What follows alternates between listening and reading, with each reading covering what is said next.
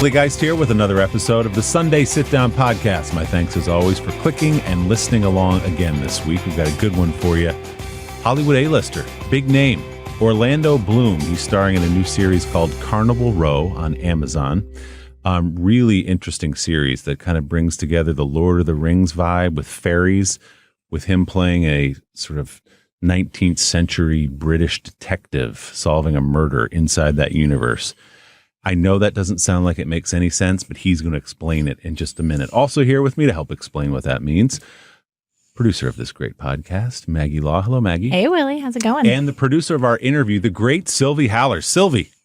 Hello. We're so happy you're here. Thank you for having me. Special guest. Yes. Welcome, Sylvie. So Thank you. for people who don't understand what that means, Sylvie plans the interviews. She researches the guests. She helps come up with questions. She establishes where we're going to do them. She makes it look beautiful, and she always does such a great job of that. All these interviews you see, many of them are done and produced by Sylvie. So, Sylvie, just wanted to give people a little look behind the curtain.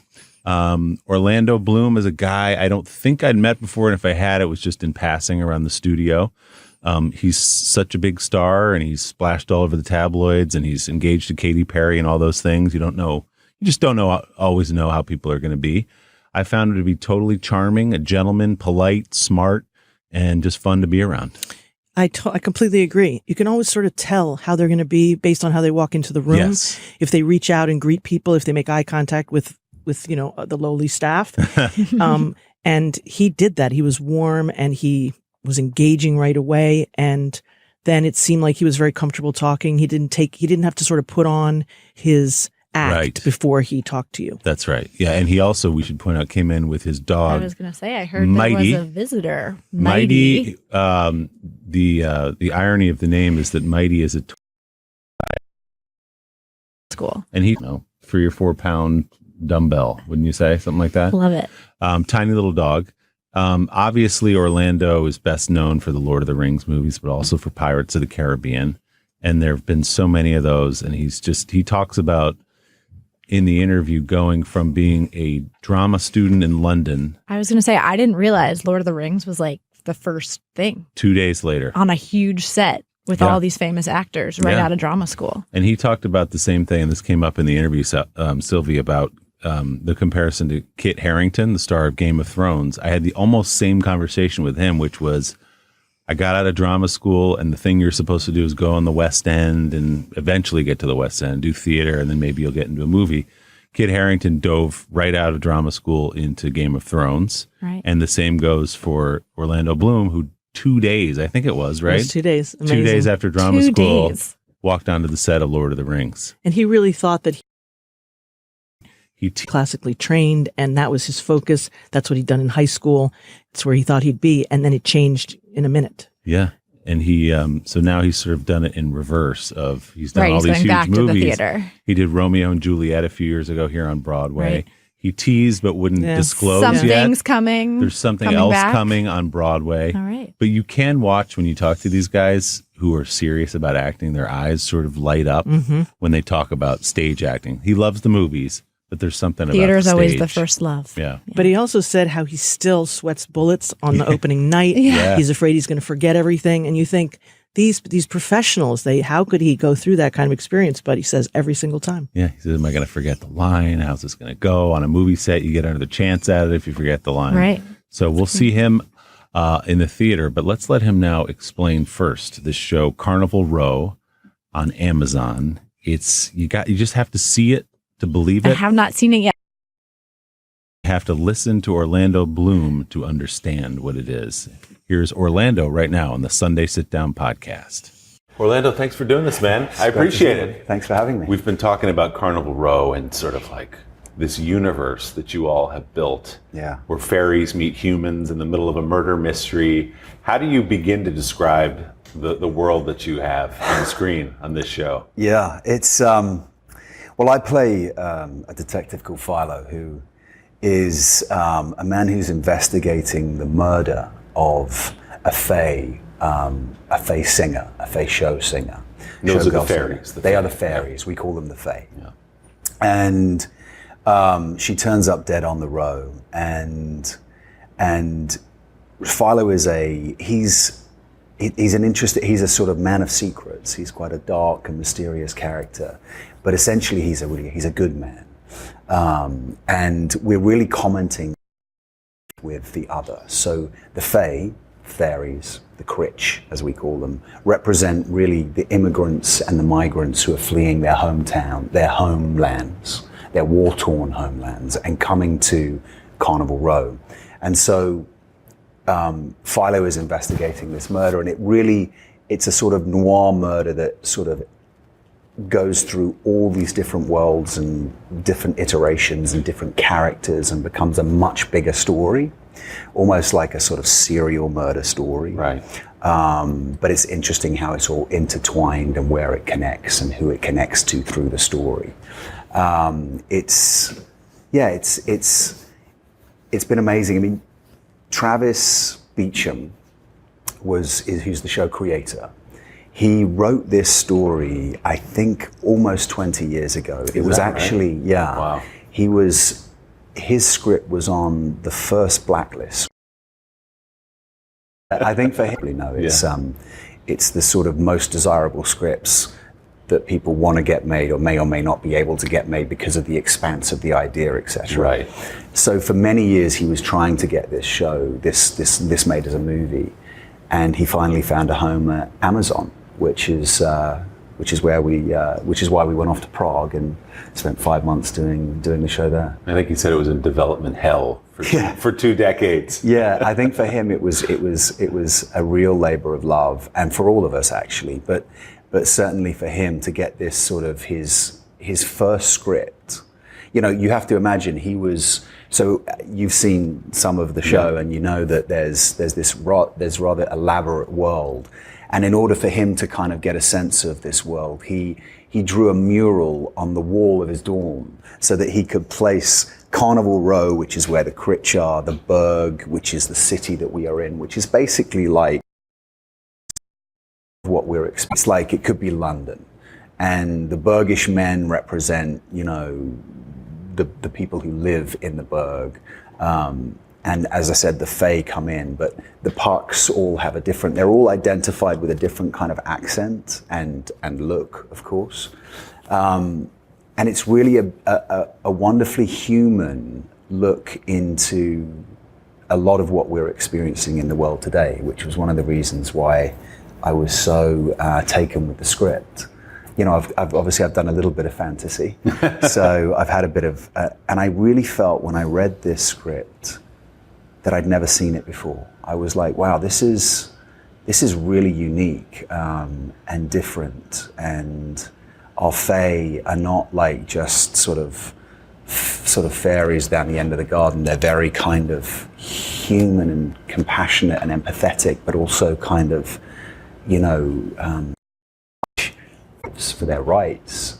And at the same time, you kind of look at the Bergish men and you understand their perspective, and you get, so because we have this rather large fantasy canvas, we're able to look at some of the stories and look at some of the way in which we're living in the world today and analyze that, but through a veil of fantasy and storytelling and really a great crime noir drama, you know, which was to me a very clever way to comment a little bit or to reveal a little bit about what's happening in the world today. Yeah, it makes sense that it was a movie first because it is cinematic. I mean, just the scale of the show, the set pieces, the cost, everything about it feels like a movie, and then on it goes for a number of episodes. I imagine you pick and choose pretty carefully the projects you do. I try to, and it takes something pretty special for you to dive in for something that's going to take this much of your time as well. Yeah, exactly. For me to direct, I knew that I was going to be doing it for 5 months. I wasn't sure we got picked up for a second season, and I had to sign on for 3 seasons. So I knew that I would be involved in this for a big chunk of my life. So what I was, you know, really kind of diligent about was seeing, well, who is this character, and is there enough there for me to be able to unpack over the course of potentially 2 or 3 years, you know? And I felt really, really good about who Philo was and my relationship with Travis and the showrunners, and how we could sort of develop that. What's really interesting is some people have sort of said to me, "Oh, Philo's kind of he's almost like a heroic kind of a guy," and I was thinking about it, and I was like, well, if in that he is a man who does the right thing, that's what makes him heroic. You know what I mean? Yeah. Then yes, he's heroic. Right. And in this day and age, kind of what makes a hero today, right? It's like how do you do the right thing? You know, it's like to do the right thing is what makes you a hero almost. And and I thought, wow, it seems like it's a low bar, but in the world we live in today, it's an incredibly high bar, I think. You know, it's like just trying to do the right thing, being straightforward. And Philo has a man of secrets, and some of those secrets which are revealed certainly in the first season,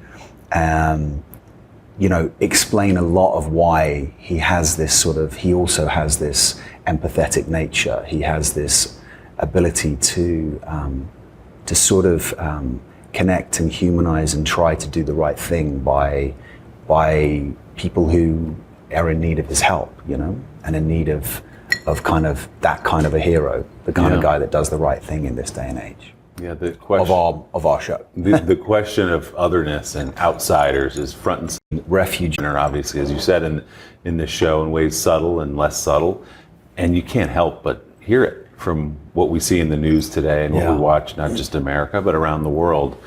Is that something that was in the original script, or did it come back and sort of get put in this new context of the world we live in? No, I mean, tragically, no, it was always there. Yeah. You know, if you think he wrote this 20 years ago, I mean, refugee, migrant situation is something that's been going on. It's part of the tapestry of our lives, and it's throughout history. And the race, a lot of the race kind of interracial kind of relations and dynamics that we explore, of course, we know that's part of the history, and it was always part of the show. It was just incredibly timely that it's become that much more focused in the world we live in today. So it's so much more relevant. I mean, you remember the child who was washed up on the beach, and we had that kind of mirror one in the first episode. There's, you know, some of these Fey folk being washed up on the beach, and I think, you know, it was sort of, I think that as an actor you feel most blessed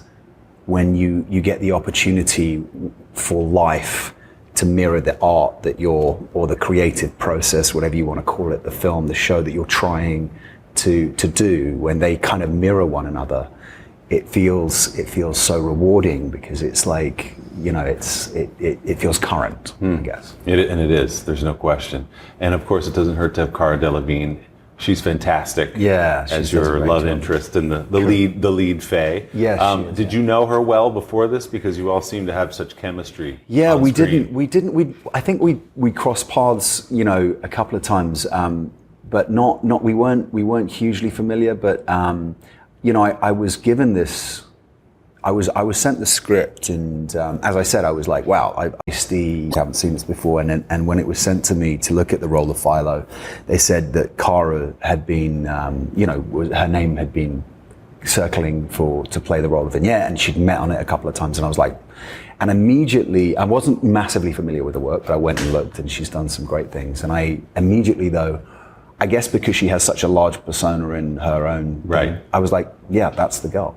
She's exactly, you know, she has that sort of feisty, kind of go-get-em attitude and like spirit. You know, that's how she presents in the world, I would say, to her millions of social media followers and so on. And it's also how she seems to live. You know, she's quite authentic and stuff. So it was. I thought it was really good casting for her as well. And you know, the whole cast, you know, Simon McBurney, who I don't know if you're familiar with his work. He's a remarkable stage actor, but and as a Brit, I'm, you know, he's sort of like up there. Oh yeah. And you know, he had, of course, he was so phenomenal in Chernobyl and everything he does, Mad Men and everything else. He and Indira, who was also Indira, I'm going to forget how to pronounce her last name, but from Game of Thrones, Indira Vandama. Yeah. She's amazing in the show, and we're very fortunate. We've got a solid group of actors, and we've created this incredible backlot in Prague, which is where we shoot. So there's remarkable set. Isn't it interesting to think too, if a television network or something had come to you maybe 10 years ago, you may not have entertained that idea as a movie star, right? But with streaming the way it is now and Amazon, it opened up this entire new avenue. It's so interesting. I mean, honestly, I would say there are, I think, a lot of actors in Hollywood today who are really looking to do something like this in some ways. You know, like, I mean, you know, because it is the medium of the moment that allows you to really explore character in a very kind of, you know, you have the time to let things play out. So there isn't just that 2-hour moment. We have an 8-hour movie on our hands. And honestly, I think TV was sort of like the little brother to movies in some way. And, you know, being on this set, I can honestly say I've been on some pretty big sets, and this was incredibly impressive. I think, you know, that people would love to walk down Carnival Row and see all the detail. I mean, there was Travis mentioned this, and I took a photograph of it on set. There's a barber shop, and on this barber shop there were like, on Carnival Row, which is where all the Fae, the Critch are sequestered to. This barber shop is run by a puck, or a faun. So but very real, right? So, and there was the original drawings were of men, and obviously now he's sort of put these overlaid, painted over, are the horns and the Fae and the Critch, the puck kind of hairstyles and stuff, and these different versions around it. It just, I mean, it's like, and we have this Haruspex, who's like this mystical kind of mystic woman, and she's, you know, you would go into her. I had a handful of scenes in there, and on location in her shop, and there's jars just full of these like otherworldly kind of interesting beings that you couldn't fathom, you know, but like that she's been, you know, accruing, and just the detail. I mean, that kind of detail is something that I remember from Lord of the Rings, or from when I did, you know, Kingdom of Heaven with Ridley, where as I listen to you, art directors who create those worlds. So that's always a really positive, because as an actor you want a stage, you know. I mean, you know, last year I did a play in London, and I was in New York doing Romeo a few years ago. So the stage is the most important part for an actor, and when you have a set like Carnival Row, where you can it's just the work is sort of done for you almost. Your imagination is sort of set alight, which is so exciting. It strikes me as I listen to you talk, and I'm thinking about that set, I'm thinking Lord of the Rings, Pirates of the Caribbean. You like a big production with a lot of detail and a lot going on. Is that fair to say? Yeah, I would say so. You know, it's interesting because at the beginning of my career, I finished training in London at drama school, and I always thought I would do what every other British actor did, which was hope to get signed by the RSC and do a run of theatre, and then perhaps you get into some TV, and then you might be getting shot at the movies. And days after remarkable trajectory where, you know, I had trained for 3 years, and I'd been out. I'd had an agent actually, because I'd done a little bit of work before, but I'd known I wanted to go to theatre school because I felt I needed that education and that discipline. But I was auditioning for things, and of course Lord of the Rings was my entrance into the world. So I sort of went off into these big productions, and I sort of hit the juggernaut of Wasn't it a couple days after you left Guildford that you were there? Yeah, I mean, it was on the literally set of Lord of the Rings. Yeah, it was like, and there I am with like Ian McKellen and Ian Holm and Christopher Lee and Viggo Mortensen and Elijah Wood. Oh my God. Kate Blanchett, and it's just like, you know, if you imagine as a young actor, you know, you're like, you really learn from observing and seeing how, you know, your fellow actors and people are, you know, doing things. It was like a master's degree, you know, coming out of drama school to go into Lord of the Rings. It was really a blessing. To hone your craft, just throw you right into the fire. No, and then you know, to your point, I ended up, you know, in this sort of remarkable trajectory of like pirates and, you know, big epic like Troy and Kingdom of Heaven and these big epic style movies throughout my 20s into my early 30s, at the end of that, I was like, wow, I need to go and do some theater. Right. I need to go do some theater. Right. I need to figure out which way is up, because it all has gotten quite spinny, as it were. It's the air's it's rarefied air up there. Yeah, It's funny listening to you talk. I interviewed a couple months ago Kit Harington. Yeah. As Game of Thrones came to a close, and he said almost exactly the same thing. His first job was on Game of Thrones. Yeah. So I said, "What are you going to do now?" He said, "I'm going to go back to the theater and do the thing I was supposed to do first, and sort of flip it." So it sounds like you had some of that too. Yeah. So I'm interested, Orlando, in how this acting bug was planted in you and where it started. Age. Yeah, it really was. I think that's the greatest blessing, actually. I'm like, we were talking about our children earlier. I'm praying every day that my son finds the thing that he feels most inspired by. And for me, as a young kid, school was always a little bit of a challenge. I was struggled a little bit with dyslexia, but when I was on stage and I did every school production that I could sign up for, and I was never given the lead role. I was always given like the character roles of like the dirty old man in The Boyfriend, or the sergeant of police in Pirates of the Penzance, like these kind of really like old worldly character roles. So I'm like hamming it up, like, which is a good place to do it. Right. But school, so for me, it was, school was the first place, and my mom was always encouraging us. There was a thing called the Canterbury Festival that came from. You would go and you would learn a piece of prose reading, writing, a piece of Bible reading. You'd learn a piece of the Bible and a poem, any one of those, and I did all three often, and then you'd recite them, and then you'd be judged by some people who were little old ladies who were judging you, and then and I always did very well, and I'd win the prize, and I'd get the thing that said came first, and I'd be like, wow, I can do this.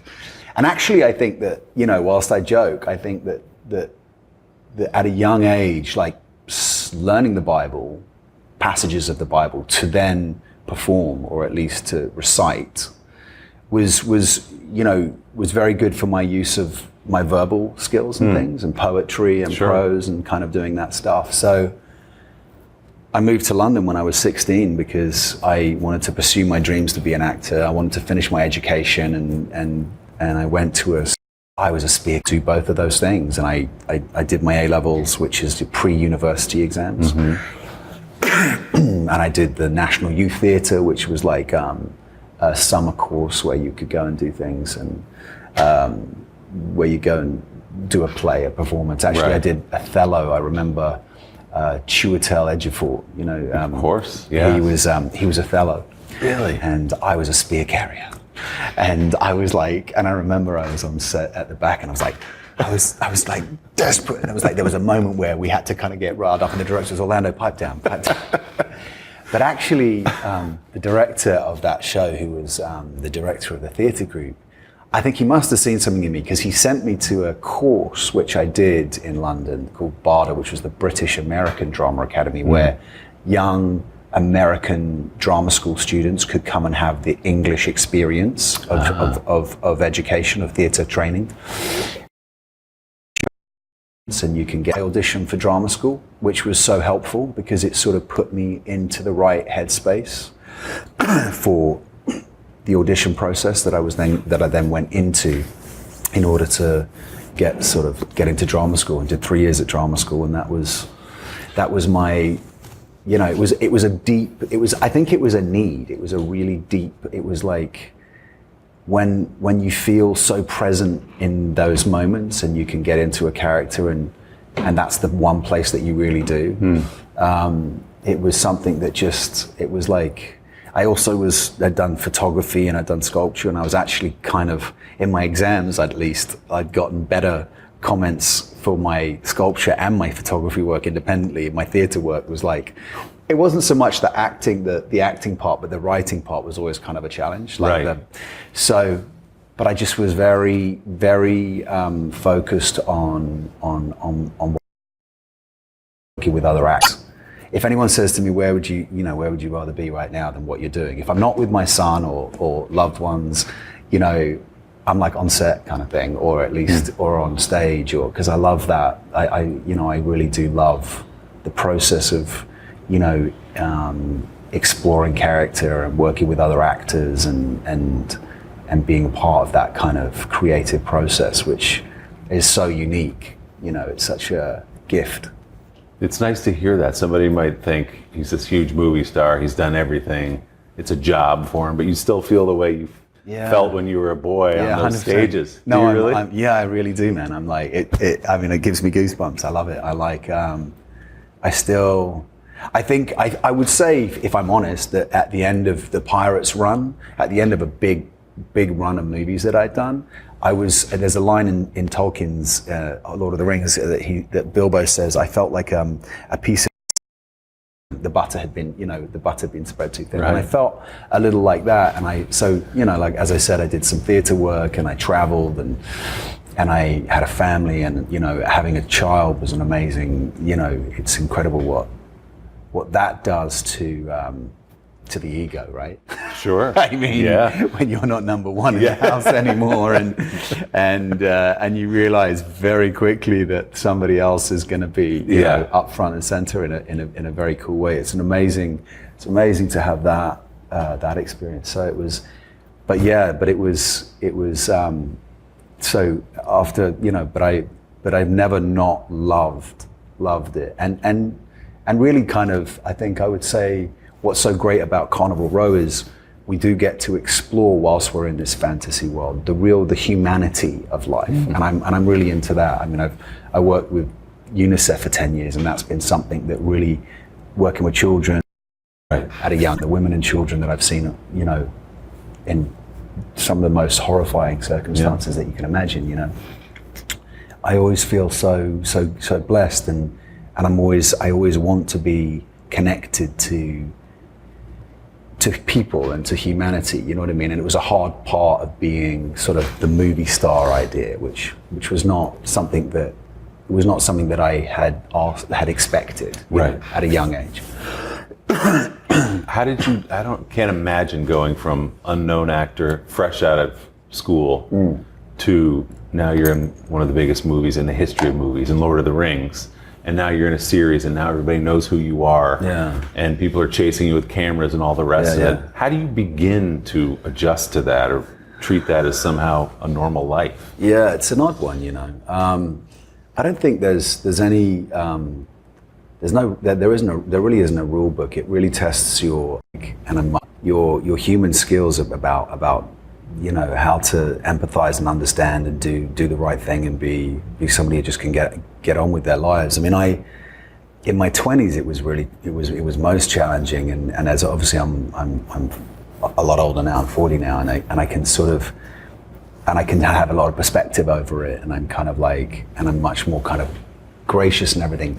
In my 20s, I was just like, I wore a hat for 3 years, and I just like, and I learned to ride a motorcycle so that I could like go about my life without having like cars following, and it was an unusual thing, and nobody really tells you how to handle that stuff. And people think, oh, that fame is the thing that everyone wants, right? Everyone wants that. And actually what nobody tells you is really like getting into a burning car, you know. It's like okay, you can get in that car and do what you do, and people go, well, look, there's a guy in a burning car, but you just got to make sure that you got a support team to get you out of the car, right? So that, you know, when you're getting in the car, like, so you're right, I mean, that's right, in the car, but then when you get out of the car, you need the support team and the network of friends or family or whoever you have to be able to just kind of do the small, the intimate, and the real, because, you know, it's the big stuff is what we all kind of aspire to, but it's actually the everyday things, you know, like you probably have it when you take your son for an ice cream. It's like he'll never not remember that, you know what I mean? That's right.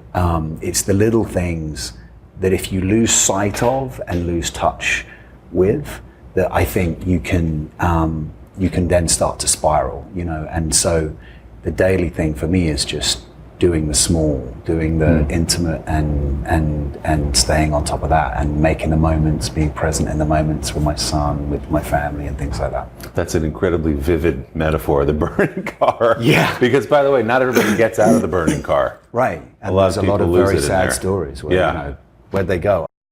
Like they burnt off. You know? Right. And I, you know, like I said, I like my life. I like what I do, and I want to be doing it. And I think, you know, there's something very exciting about seeing people come undone. Part of our culture is slightly obsessed with seeing people come slightly undone in one form or another. You know what I mean? There's something that's, I think with the event of social media, I think every great sage and worthy from time immemorial has said, do not compare yourself to your neighbor's wealth, right? And yet these social media platforms are set up to do exactly that. You know? So the mental health aspect of all of that is something that's quite scary. But I would say, it's for me, it's like keeping it real and knowing that, you got to play the game sometimes. You're going to get in the burning car, but when the lights and cameras go off, you've got to go back to doing all the things that you do that keep you grounded in a real world, and in the moments that you share with the people that you love and people that you meet and things like that. So, and as you say, children do keep you humble. Mine do the same. Even when they're 8 years old, they'll keep you humble. They'll keep you real, right? Has he gotten to the point where he can watch any of your movies? Will he see a Lord of the Rings or Pirates of the Caribbean? Yeah. And what does he think about Dad? Well, he probably saw them a little too young, but I was always nervous that he would be at a friend's house and it would be on in the background and he'd be like, wait a second. You know what I mean? Wait, is that my dad? You know what I mean? And I thought, that would kill me. So I would be like, so I actually set it up for him probably a couple of years ago now, where he watched Pirates for the first time. And I didn't let him watch the whole thing, but just like my entrance, which was pretty cute. Think you're cool, or With the sword and the little thing. And I videoed it, and he was like, "Wait." Is that? So he's figured out all of that stuff, and I think in this day and age, he's watched a lot of, he's watched Pirates and Lord of the Rings and fragments of them, but enough to kind of get to know what it is and stuff. So does he think you're cool, or Dad's still not cool? He's not that. I'm not that cool. No, I'm not that cool. I'm still not. I don't think. And I've given up that game as well. Right. I'm not going to try and be cool dad. I'm just trying to be dad. You know what I mean? No, that's futile. That's a futile exercise. As you know. Yeah. I mean, and there's me actually before I had his son thinking, I'm going to be the coolest dad in the world. And absolutely no. So, If you can't be a cool dad, there's no hope for any dad trying to be a cool dad. I think that settles it. Yeah, well,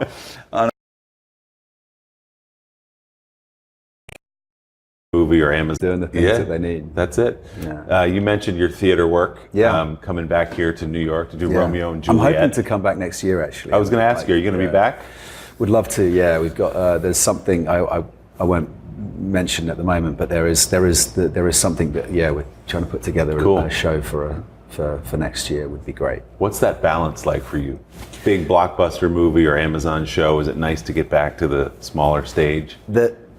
The amazing thing about standing on stage is the immediacy of the reaction from an audience. Yeah. So it almost doesn't matter what anyone says in a review or anything like that, although thank you, I've had some nice ones and I'm grateful, don't get me wrong. But for my theater work, which is interesting because, right. it's like I got some love in the theater, which is amazing. The immediacy of having an audience respond, you get exactly what you need to do. You work obviously in rehearsal for 4 to 6 weeks, depending on what you're doing, 4 or 5 weeks, and then 4 or 5, I'd say, and then the director really leaves you. I mean, they've set the show. Right. They've kind of you've blocked it, you've worked it, you've set the show, and then it's really yours. It's yours to play with. It's yours to find and find again and find again every night for 8 shows a week. and I guess being a Capricorn, I like routine and I like that. So I love that process of just showing up and doing something over and over again. When I have a routine, I'm like the best, you know. And so, and I love finding it again. I love seeing it and seeing what I could do with it. And I mean, I'll never forget, you know, the Richard Rodgers, which is where we were doing Romeo. You know, Romeo. I was sort of. I'm probably not the youngest actor, certainly not the youngest actor, but I wasn't the oldest actor necessarily either. I was in my late 30s, but I don't think I could have done it before that, actually. I mean, that really? Yeah, in a way, like I think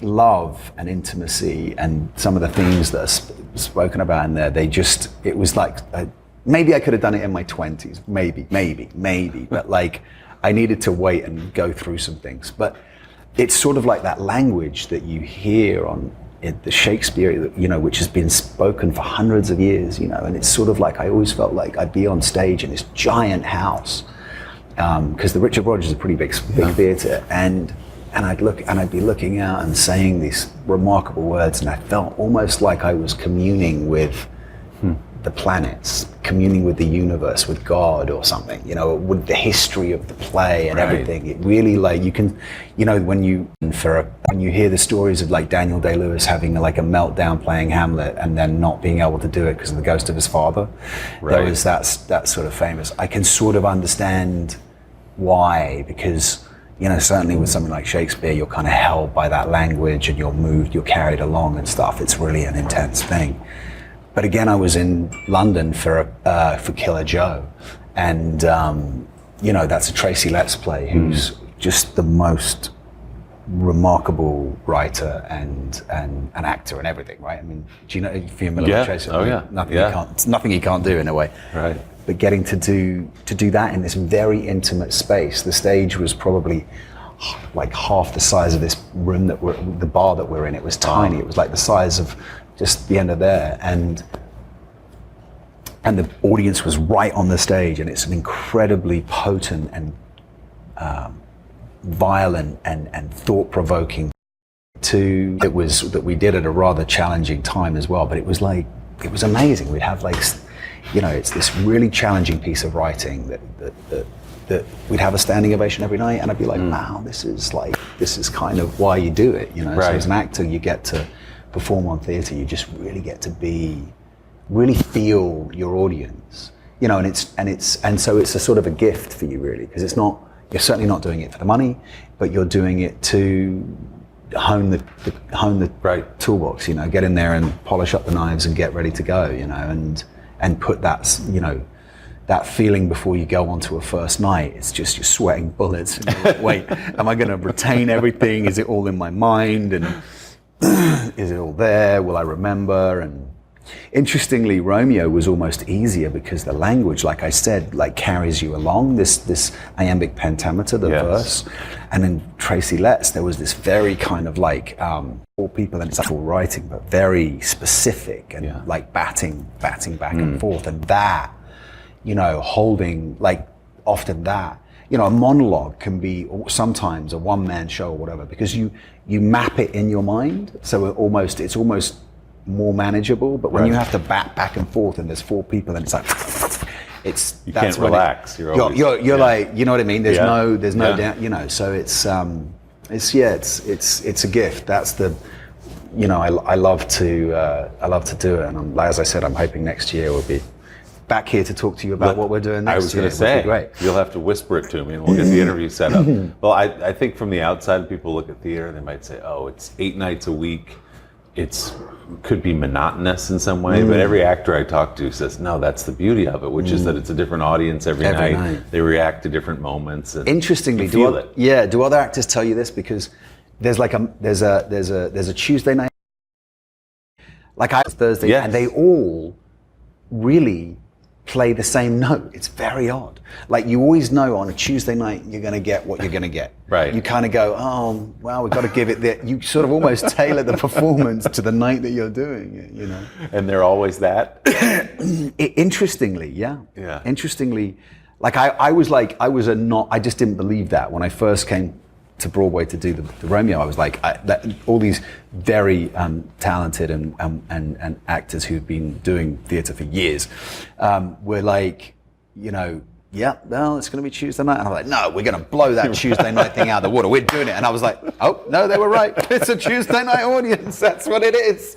I mean, we still had great reviews, but it was great responses rather. But it was like, wow, there was a lot. I have heard that, especially the matinee audience, which is an entirely different animal than the night shows. Yeah. Although sometimes they even listen more. Before you've even The matinee is like, well, yeah, I mean, it's... They've had less to drink, for starters. They've been out to dinner first. There's a lot going on there. So Carnival was picked up already for season 2. It was. Which is a nice thing before you've even released season 1. Yeah, it is. So do you have an idea where this story is headed? Yeah, I mean, I've been given the first 3 or 4 of next season. They're still, you know, getting things together, but we're going to be there soon. So yes, I do. Is that exciting to get those scripts and see? It is. Yeah. And obviously it's you'll see from the show that whilst Philo kind of is the sort of through line and kind of weaves through many stories, there are about 3 or 4 real strong storylines, and then 5 even, and then so in a way, and build out the rest of this world. You know, you can see where they can go with it once you see the first season. That you know, we can start to explore the different lands and things, and potentially, but there's and the different worlds for the characters, and so there's a lot of room for growth.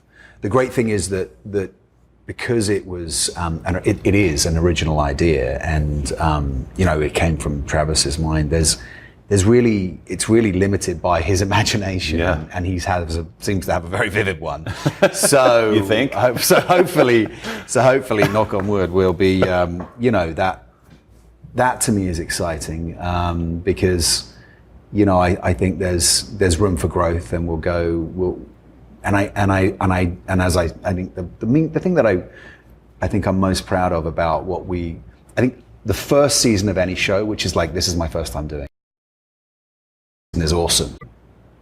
It's always like, it's like finding, you know, it's like finding its feet. It's like but I think the second season is, from what I've read already, I'm like, okay, they're on it now. They're like, they've taken note from what the first season's experience was, and they're running with it.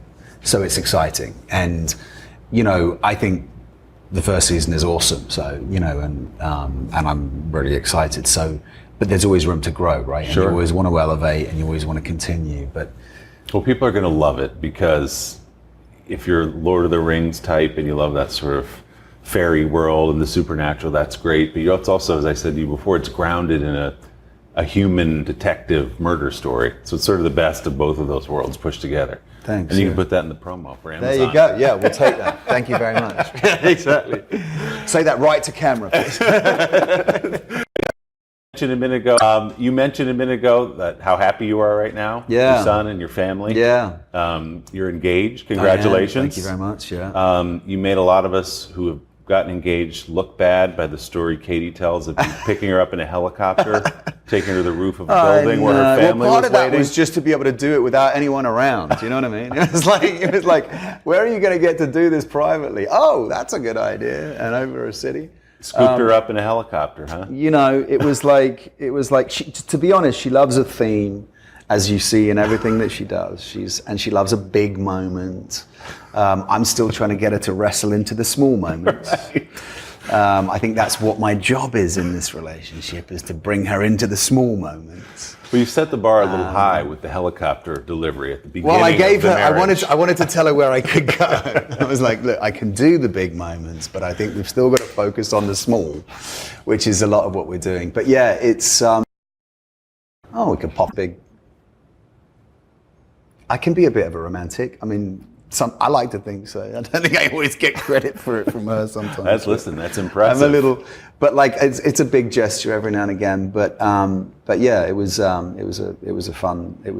just like in my mind I was like, well, how do I do this without there being a lens or somebody or anyone around? And I was like, well, we're going to go for dinner, and it'd be cool. And then I want to get her friends around, and we could pop on a thing and do it there. And it was like, so you pulled it off. Kind of a James Bond landing on the roof of the building. Thanks, I'll take it. I'll take that. Was it what? Yeah, exactly. No, it was cool. It was a very real moment actually for us. Yeah, because I think we're both. The one thing about us, and is that we're very real with each other in terms of knowing that like it's a mountain to climb. You know what I mean? I think there's an idea in Hollywood that love, because of the way Hollywood is. Stories and everything that helicopter thing is the thing of, wow, they were in a helicopter, and but actually I think we're the cool thing about what we're doing, and is we're learning to do the small together, we're learning to do the intimate, and that's something that I think whether you are somebody who is in the public eye or isn't, it's something that you always have to keep your eye on, intimacy, right? And closeness, and showing up and doing the ice cream run with your kid, taking them to school, doing it, having a dinner, just keeping things, you know what I mean, real and grounded. And when you have such big lives, it's like you think, oh, that must be so fun and exciting and everything. And you go, yeah, but it's all about keeping it real and coming back to the simple. And so we're doing a lot of our own growing in that respect. We're not like glamorizing the idea of this. I think we're both fully aware that it's a mountain to climb, and that a relationship, because I think that's what it is. And I love to evolve, and fortunately she does too. So it's like we're both, and there are respites and there are like high fives along the way, because you kind of break through things, but it's not like, oh, we're just, whatever it may appear, you know what I mean? It's like when you see photos of things, it's like it can seem one thing, but like, I mean, how long are you're 15 years. You just tested me. I think 15 years. So what's the secret? What's the right answer? What's the secret? I always ask. It's the little things. Having a sense of humor about each other. Trying to keep it. It's as you say, it's not the big stuff up here. It's the stuff you do every day when nobody's watching. And when everybody else is watching you, there's this idea that there's something. But actually, we all meet in the dirt, right? Isn't it? Wasn't it? It was. I think it was in the gutter. It's Oscar Wilde said, we're all laying in the gutters looking at the stars. That's really, and there's a lot of truth in that. No question. Because mind here, creatives, people. Well, I love listening to the way you both have talked about it in other interviews where you've said, people ask you, what's the wedding planning like? As if you're picking out the napkins and the silverware. But what you've both said is, we're just figuring out how to do this. Exactly, right. The planning is... The wedding is like the wedding, right? It's like that takes care of itself. You pay somebody, they do it, right. Whatever. If you're lucky enough to be able to do that, that'll be fine. Right. No, this is like, wait, are we aligned here? Are we aligned and going there? Because that's what we care about. And we are. But that's the work, right? And I think, I'm on my prayer mat for it, and, it's important to me that we are aligned, and that because I think I've been married and divorced and I've had a child once, and I don't want to do it again. I want to make sure that I'm, you know what I mean, and and we're both fully aware of that. So, and she's remarkable. So I'm always like, wow, right up a remarkable heart. I would say she's just like. She has such a big heart, so I'm always so impressed with that, and I'm encouraged, because I can be quite a grafter, I live quite comfortably in the hurt locker, as I say sometimes. Like I'm like, if there's a mountain, I'm gonna climb it. I'm gonna ride up it on my mountain bike. My lungs are gonna bleed, or I'm gonna go on stage for each. I'm gonna, you know what I mean? Whatever. Right. It's like I'm always challenging myself, and so we complement each other in many ways, and. Sometimes we don't, and we go, well, let's keep trying. That's right. I guess that's what it is, right? You just get down, get up, and, get those inner childs out, have them play in the sandbox, go, yeah, can you play like this? Okay, all right, on we go, know. Or let's play a little differently. Yeah, exactly. Before we move on. Yeah, exactly. Let's figure out how to share those things, or how to do that thing, or whatever it is. It's it's a whole plethora of stuff. But I love it. You know, I love, like I said, I love Mankiewicz from humanity. I love the idea of how people relate and interrelate. So yeah, we're on a journey, just like Carnival Row. Yeah, there you go. Bring it all back. Yeah. Right there. Stick around to hear more from Orlando Bloom on the Sunday Sit Down podcast, including how a childhood learning disability influenced and inspired his acting career. Hey, it's Josh Mankiewicz from Dateline. Do you need your true crime fix on the go? Dateline episodes are now available in podcasts. Mysteries with a twist from Dateline. Subscribe now so you don't miss an episode. Welcome back to the Sunday Sit Down podcast. Now for more of my conversation with Orlando Bloom. You were talking a moment ago about the dyslexia and Yeah. the role it played in your life, and Yeah. maybe that was an avenue into acting for you. Yeah, in a way, I was fortunate in the sense that I kind of was diagnosed, as it were, with dyslexia as a learning. And for me, it was reading, sort of flipping letters sometimes, and struggling to focus on stuff. And then, so at a young age, I learned to write cursive, so, you know, joined up, as it were. I did a lot of work. I worked, I had a lot of extra classes and things like that. And I think that gave me a little bit of fight, you know, and when I was, and I really was blessed when I got to drama school, because I had a teacher in drama school who said, you know, Orlando, it's a gift. And he was dyslexic too. And he said, there is a book and it's called The Gift of Dyslexia, because it's really a gift. And it wasn't until I got to drama school that I started to appreciate how my mind worked, and how I thought, and how I approached character, and how I wasn't linear, and how sometimes that worked and sometimes it didn't. But if I was present and in the moment, it was really exciting and explosive. And right place to think outside of the box.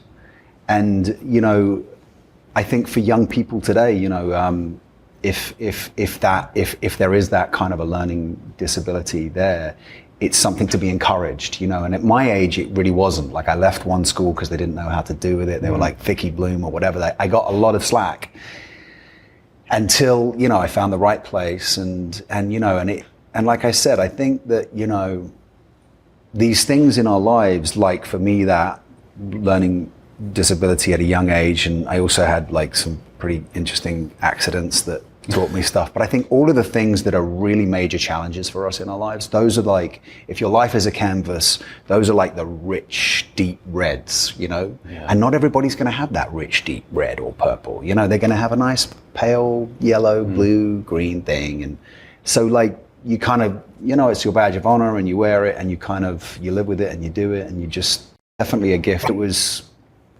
I felt most present and most focused on stage, and I would diligently learn my lines and show up, you know, off book, so that I was ready to work and ready to create, and not, and probably not in fear of like dropping a ball in some way, because maybe there was some of that created at an early age. So it was definitely a gift, and it was definitely something that inspired me to go and do it, and helped me to be present and realize that acting was the thing that I felt most comfortable with. Seems to have served you pretty well. You've done okay for yourself. Touch wood. Thanks. We'll keep going. Thanks, man. Cheers, man. Thanks. Appreciate it. My big thanks to Orlando for taking that time and being so generous in our conversation. You can catch his new show, Carnival Row, starting August 30th on Amazon Prime. Sylvie, I have to say, how hard it is. Talk about their personal lives, and I always respect that, and I understand that. But he has talked a little bit, and Katy Perry has talked a little bit about their engagement, at least. Mm-hmm. I was pleasantly surprised at his openness and his willingness on his own to talk about where they are in their relationship and what they're doing to make it work. It was really interesting. I mean, he seemed to want to let you know sort of how hard it is. You know, it's a mountain you have to climb, but that they really work on that actively all the time. And that the idea that it's Hollywood and everything is a fairy tale really isn't the case. And that he's aware of that and he works hard on it. And that was a kind of interesting perspective to get from somebody in such a personal way. You think they live on some other planet? Yeah. Exactly, especially when they're both so high profile. Right. But it was so interesting to hear him talk about that. Mm-hmm. He was so open. I was so surprised. But he said the stuff you guys see, that's not the real stuff. That's the Right. dress up stuff. Right. And even the paparazzi stuff where we're jumping off a yacht. I loved it. in He's like, it's Ibiza about or the whatever. small things. That's not you start the relationship. It's for ice cream and all that. I loved it. And he doesn't want to make the mistakes, as he said, that perhaps he made in his first marriage. He said, I don't want that to happen again. So I don't know. But I was really impressed. I did like hearing about his perspective on the proposal. Yeah. That, he can sometimes be romantic and he doesn't always get credit for it, but he Yes. really had made this big effort. Yeah. And he seemed kind of proud. As I said to him, though, he did set the bar very high. Yep. When you start the relationship with a helicopter ride Right. to the top of the building, I'm not quite sure where you go from Right. there. He's got his work cut out for him. Sylvie, thank you very much. Maggie, My thank pleasure. you as Thank well. you. And again, my big thanks to Orlando Bloom and to all of you for tuning in this week. If you want to hear more of the full-length conversations with my guests every week, be sure to click subscribe so you never miss an episode. And don't forget to tune in to Sunday Today every weekend on NBC. I'm Willie Geist. We'll see you right back here next week on the Sunday Sit Down podcast. Good evening, everyone. Breaking news. Iran is playing with fire. The most trusted TV news anchor in America. Here in Normandy, hundreds gathered to honor the heroes. This is what it means to be American. Evenings on your local NBC station.